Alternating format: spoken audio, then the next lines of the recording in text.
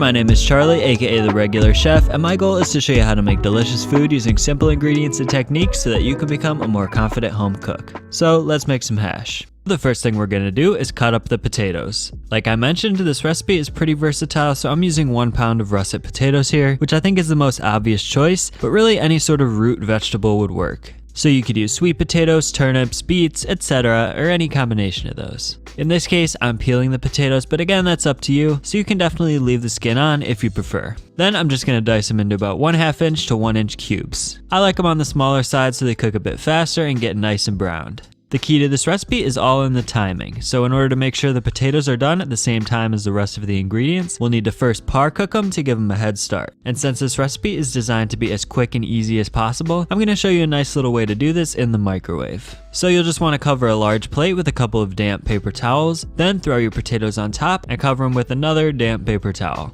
Now throw that plate into the microwave for about 5 to 6 minutes until the potatoes are nice and soft on the insides. In the meantime, I like to prepare the rest of my ingredients, and in this case, I'm using a red onion and 3 cloves of garlic, along with a red bell pepper and a green bell pepper. But again, feel free to take some freedom here. You could use carrots, celery, broccoli, even Brussels sprouts. It's really all about using up whatever you have on hand. Since I'm using a 10-inch cast iron skillet for this recipe, these vegetables won't all fit, so I'm going to end up with some leftover cut up veggies that I can just save in my fridge for my next batch. So first I'm going to mince up the garlic, but not too finely because we don't want it to burn in the pan. Then I'm going to cut up my onion. I'm only using about half of it here, and I like to cut it into thin slices like so. And I like to cut the bell peppers into thin slices as well. So let me show you a little trick here to cut them up as quickly as possible. Start by slicing off the top and bottom parts of the pepper, then cut it open and lay it on its side. And from here, it's easy to slice out the white membrane by rolling the pepper along your cutting board as you run your knife across like so.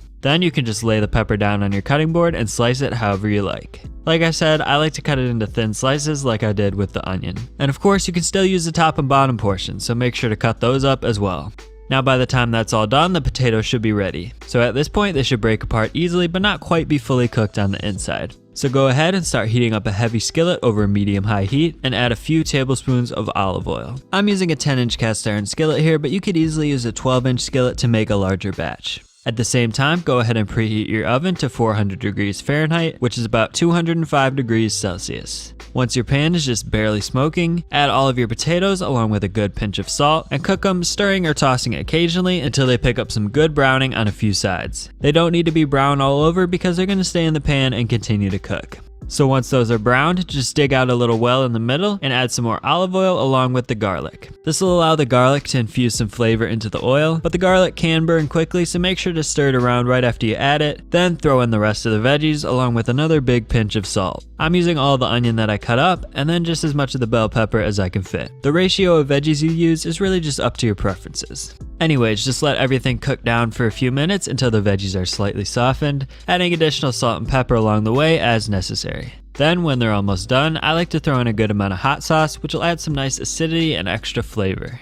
Then, if you like, dig out 3 or 4 wells and crack an egg into each one. Obviously, if you use a lot of veggies like I did, it's a little harder to make room for the eggs, but you get the idea. Then sprinkle the entire dish with some salt and pepper and immediately transfer it to your preheated oven. We're just using this oven method to make sure the egg whites set before the yolks dry out. So if you're not using eggs, you can just skip the oven part and finish cooking the hash on the stove. But assuming you are using eggs and you like your yolks as runny as possible like I do, just leave the pan in the oven for about 3 to 4 minutes until the whites are just barely set on top. Of course, you can leave it in for longer if you like your yolks less runny. So that's it for the baseline recipe. It's really super simple, but it's easy to upgrade by adding some extra herbs and spices, using different veggies, or even adding meat or cheese. Personally, I like to cook some bacon in my pan at the beginning, then use that rendered fat to cook the hash and add the bacon meat back at the end. So feel free to get creative with it.